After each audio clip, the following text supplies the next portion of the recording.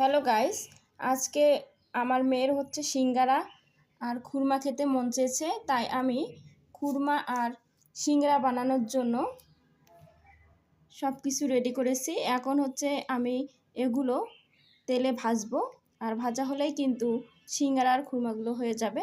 কিন্তু খুরমাটা হচ্ছে শুধু ভাজলে হবে না, এতে আবার চিনি দিতে হবে। চিনির শিরা তৈরি করতে হবে, আর শিরার মধ্যে দিয়ে এগুলো ভেজে নিতে হবে। আর আমি এই মিনি সিঙ্গারাগুলো তৈরি করার জন্য প্রথমে হচ্ছে ব্যাটার তৈরি করে নিয়েছিলাম, আর ময়দা দিয়েই ব্যাটারটা তৈরি করেছি। তারপর এতে আমি হচ্ছে আলু আর ডিমের পুর দিয়ে দিয়েছি। আলু ডিমটা আমি একসাথে ভেজেছিলাম, আর পুরটা তৈরি করেছি ভেজেই। খেতে অবশ্য দারুণ হবে দেখেই মনে হচ্ছে।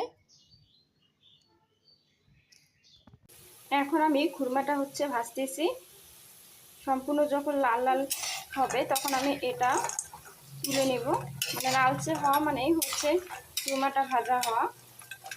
আর একটু কড়া ভাজায় দিতে হবে, সাদা রাখা যাবে না, তাহলে খুরমাটা হচ্ছে মচমচে হবে না।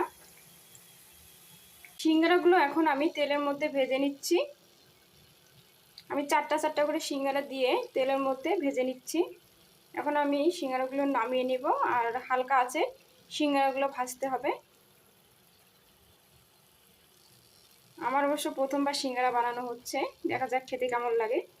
চিনির শিরার মধ্যে খুরমাগুলোকে দিয়ে নেড়ে চেড়ে ভেজে নেব, তাহলে আস্তে আস্তে হচ্ছে খুরমা তৈরি হয়ে যাবে।